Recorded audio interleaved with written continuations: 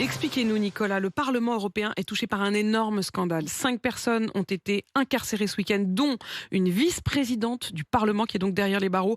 L'enquête porte sur des soupçons de corruption de la part du Qatar. Oui, et en plein mondial au Qatar, c'est donc une déflagration. La police belge a procédé vendredi à 16 perquisitions simultanées chez différentes personnalités soupçonnées d'avoir été achetées par l'Émirat du Qatar. Les perquisitions ont été fructueuses puisque 600 000 euros en liquide ont été saisis, 5 personnes ont été arrêtées et 4 aussitôt emprisonnées. Parmi elles, Eva Kaili, une vice-présidente du Parlement. Elle est grecque, socialiste. C'est une ancienne présentatrice vedette de la télévision grecque.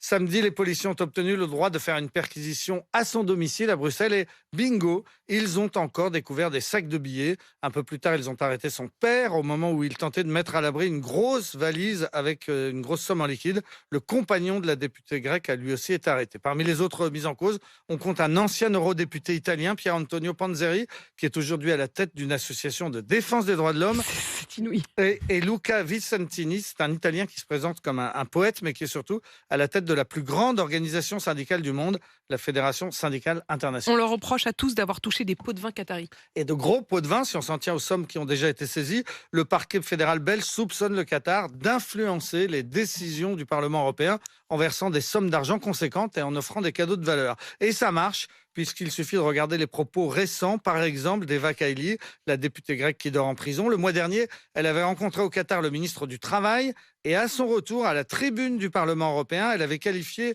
ce ministre de chef de file en matière de droit du travail. Il faut quand même oser le dire quand on sait les conditions de travail des émigrés au Qatar. Quant à l'Italien, spécialiste des droits de l'homme, il a lui estimé que le Qatar est une référence en la matière. Et c'est pas la première fois que le Qatar est accusé de corrompre des élus européens. Non, mais c'est la première fois que des élus de ce rang se font prendre et l'enquête n'est pas terminée. L'eurodéputée française Nathalie Loiseau a dénoncé les menaces qu'elle a récemment reçues pour avoir été trop critique vis-à-vis du Qatar. Quant à Manon Aubry de la France Insoumise, elle a participé récemment au Parlement européen à des négociations sur une résolution pour condamner le Qatar sur la question des droits de l'homme. Et elle s'était dite sidérée parce que quand elle entendait un certain nombre de députés socialistes, pas les Français, elle avait l'impression d'entendre l'ambassadeur du Qatar qui parlait. Elle l'avait dénoncé à l'époque dans une vidéo, je l'ai eu hier soir au téléphone, vu ce qui se passe ce week-end. Elle dit qu'elle avait bien raison d'être effectivement sidérée. C'est ce qu'on appelle la diplomatie de la Rolex. Oui, le terme est de Christian Chesneau, journaliste qui vient de signer un livre sur les secrets de l'influence planétaire du Qatar. Il raconte par exemple que Bruno Le Maire avait accompagné l'émir du Qatar quelques heures dans Paris quand il était ministre de l'Agriculture. Et en récompense, il avait reçu une montre Patek Philippe cerclée de diamants d'une valeur de 85 000 euros. Il n'avait pas gardé, il avait remis la montre au Mobilier National, mais Bruno Le Maire avait fait ce commentaire: on devrait plus regarder les poignets d'un certain nombre de ministres. Le prince Charles d'Angleterre lui avait reçu, après un entretien avec l'émir, des valises et des sacs remplis de 3 millions d'euros.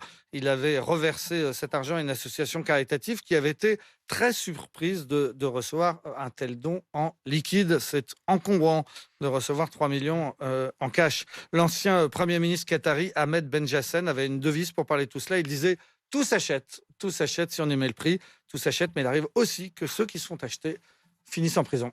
Incroyable histoire, hein, l'histoire de la diplomatie de la Rolex. Nicolas Poincaré.